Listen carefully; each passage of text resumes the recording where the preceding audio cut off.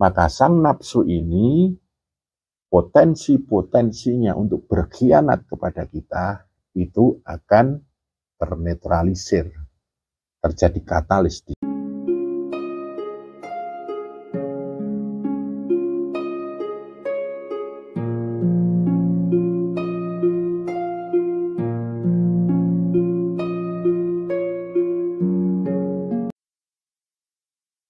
Assalamualaikum saudaraku, salam bahagia. Pada kesempatan hari ini saya akan melanjutkan sesi tanya jawab, di mana sekarang ini saya akan menjawab pertanyaan dari saudara kita yang tinggal di Malang. Pertanyaannya adalah, di dalam Al-Quran dikatakan bahwa innan nafsa la'amaratum bisu, bahwa sesungguhnya nafsu itu selalu mengajak kepada hal-hal yang buruk. Yang dipertanyakan adalah bagaimana agar kita selaku manusia tidak terjebak oleh ajakan-ajakan nafsu bisu tersebut.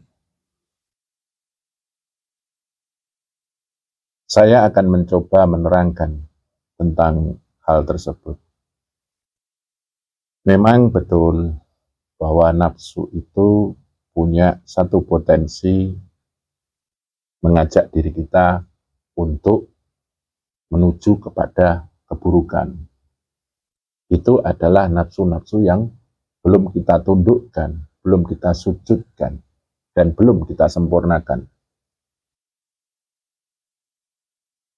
Kalau kita ingin menundukkan nafsu, yang pertama kali kita lakukan adalah menenangkan lebih dahulu. Kita kembali kepada satu ajaran Allah bidzikrillahi tatmainul qulub, bahwa sebetulnya sesungguhnya zikir itu akan menenangkan hati. Dan di dalam diri kita ini ada segumpal darah. Seandainya baik, akan baiklah semuanya. Seandainya buruk, akan buruklah semuanya. Apakah itu? Itulah hati. Bisa kita analogikan, seandainya hati tidak tenang, maka tidak tenanglah semuanya.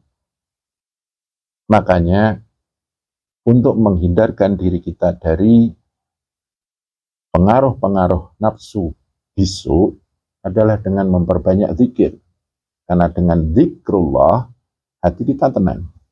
Otomatis nafsu kita akan tenang juga.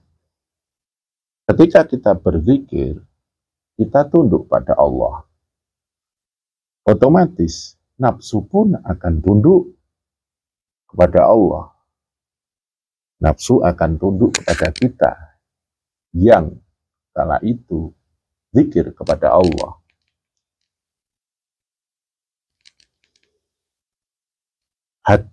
Hati yang tenang dan selanjutnya bisa menenangkan nafsu, lambat laun proses penyempurnaan nafsu itu akan terjadi. Nafsu bisu dalam lawamah selalu mengajak kepada hal-hal yang buruk, yaitu buruknya lawamah. Apa itu? Rakus, tidak pernah merasa cukup. Kemudian dia ingin mempunyai segalanya. Egonya selalu ingin memiliki segalanya. Itulah nafsu bisu di dalam lawamah. Ketika kita sudah berhasil menenangkan sang nafsu lawamah itu, maka lambat laun lawamah akan disempurnakan oleh proses alami kita taqarruban kepada Allah. nafsu lawamah yang sudah disempurnakan, maka dia akan membentuk satu sifat suka bersedekah, suka berbagi, peduli sama orang lain. Itulah nafsu lawamah yang baik. Selanjutnya amarah. Nafsu bisu yang ada di dalam amarah akan selalu mengajak kita untuk sombong, tongkat, tamak, maunya menang sendiri, pemarah, egois. Dia maunya dihormati tapi tidak mau menghormati. Amarah, maunya menang sendiri. Dengan proses taqarruban kita kepada Allah, maka sang amarah ini akan menjadi tenang. Lambat laun secara alami, amarah ini disempurnakan. Nafsu amarah, bisu amarah, kalau sudah kita sempurnakan, kita sujudkan kepada Allah, akan membentuk nafsu amarah yang baik. Apa itu? Disiplin. Terus semangat, ghirah. Kemudian dia bisa menghormati orang lain. Dia bisa rendah hati. Dia bisa mawas diri. Dan amarah ini akan menjadi penunjang kita dalam taqarruban kepada Allah. Selanjutnya, nafsu bisu yang ada pada supiyah. Nafsu supiyah adalah kita suka pamer, ria, mau enaknya sendiri, hipokrit, di mana-mana cari untung. Terus dia oportunis, sukanya mencari enaknya sendiri. Nafsu supiyah ini akan membuat kita selalu hidup seperti di alam penasaran. Nah, nafsu supiyah ini dalam proses taqarruban kita kepada Allah, dalam proses kita zikir kepada Allah, lambat laun secara alami akan disempurnakan.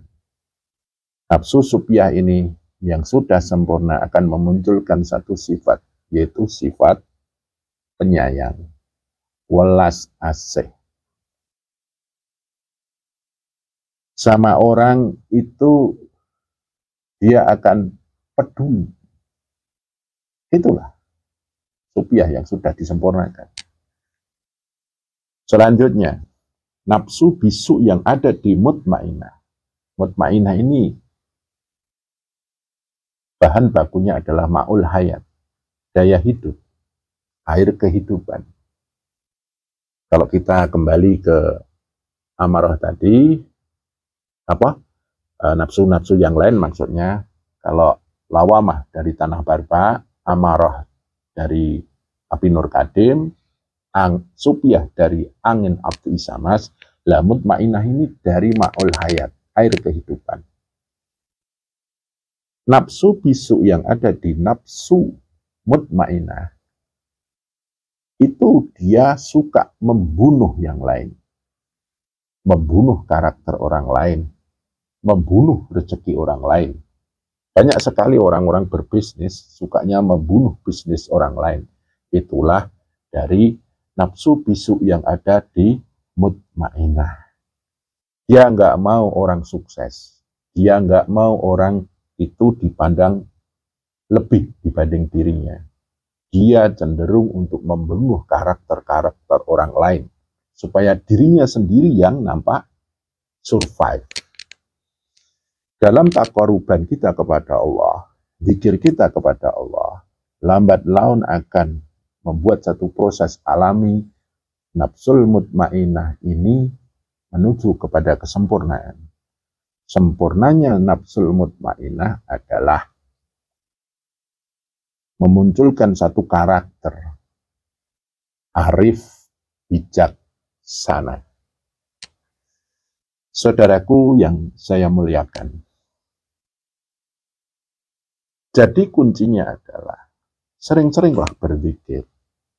Karena dengan zikir itu jiwa kita tenang, hati kita tenang, dan akan tenanglah nafsu itu.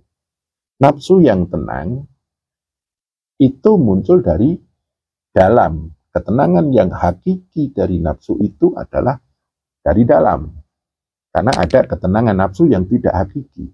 Contohnya, lawamah akan tenang ketika dia kaya. Amarah akan tenang ketika dia dimuliakan. Supiyah akan kaya ketika dia bisa mendapatkan satu kenikmatan. Mutmainah akan tenang ketika dia mendapatkan sesuatu yang dapat dia gapai. Dan dia akan tenang. Tapi ini tenang yang masih bersifat nisbi. Ketenangan yang dari dalam itulah mutmainah yang bisa merangkum 4 nafsu ini dan terbebaskan dari innan nafsa la'amaratum bisu. Ketenangan ini muncul dari jiwa yang paling dalam, hati yang paling dalam. Orang-orang yang suka berzikir karena hatinya selalu tenang, jiwanya selalu tenang, dan nafsunya selalu tenang, maka sang nafsu ini potensi-potensinya untuk berkhianat kepada kita itu akan ternetralisir, terjadi katalis di situ. Dan otomatis secara alami nafsu ini akan muncul sifat-sifat baiknya. Lawamah, suka bersedekah, amarah, itu disiplin, semangat, supiyah, rasa welas asih, penyayang, mutmainah, arif, dan bijaksana. Dan kalau kita sudah bisa menundukkan, sebelumnya menenangkan, menundukkan, dan kemudian kita bisa mengendalikan sang nafsu itu, maka nafsu ini akan mendukung peribadatan kita kepada Allah. Orang-orang ahli ibadah yang sudah bisa menemukan hakikat ibadahnya, maka dia akan suka bersedekah. Dia akan disiplin, rendah hati. Dia akan penyayang, welas asih. Dan dia akan menjadi manusia yang arif, bijaksana. Nafsu memang punya tipikal la'amaratum bisu, selalu mengajak kepada hal-hal yang buruk. Tapi kalau sudah kita tundukkan, sudah kita tenangkan, maka nafsu ini adalah sebagai salah satu kekuatan kita untuk menuju alam purba. Inilah seninya manusia. Manusia diberi nafsu oleh Allah. Malaikat tidak diberi nafsu. Maka malaikat selalu tunduk pada Allah. Maka hebatlah sang manusia, dia sudah dikasih nafsu, tapi bisa tetap tunduk kepada Allah. Nah, ketundukan sang manusia ini, maka dia bisa mengambil energi-energi para malaikat yang disebut alam malakut. Dalam ilmu martabat 7, kita terdiri dari 7 unsur, 7 anasir, raga, nafsu, akal, roh, sir, nur, dat.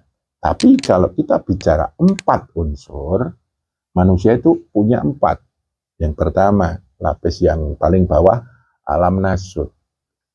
Kemudian alam malakut.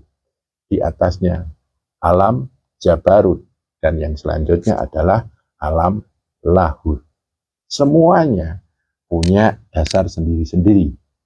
Karena ini adalah sebagai satu ajaran dari para alim zaman dulu, para ulama zaman dulu untuk kita mengenal diri kita yang sejati. Begitu saudaraku, jawaban saya tentang nafsu. Ketika nafsu sudah disempurnakan, maka dasar yang mengatakan innan nafsa la'amaratum bisu itu bisa kita tanggulangi. Nafsu akan menjadi kekuatan kita. Nafsu akan menjadi teman kita. Nafsu akan menjadi pengiring kita untuk selalu dekat dengan Allah. Dan orang yang dekat dengan Allah, dia akan disayang oleh Allah. Kita disayang sama atasan kita aja udah enak. Disayang sama pejabat kita juga enak. Apalagi disayang sama Allah, luar biasa. Begitu saudaraku jawaban saya. Semoga ini bisa menjadi wawasan tersendiri. Kurang lebihnya saya mohon maaf, karena saya manusia tidak lepas dari kekurangan dan kekhilafan. Semoga bermanfaat. Matur nuwun. Assalamualaikum. Salam bahagia.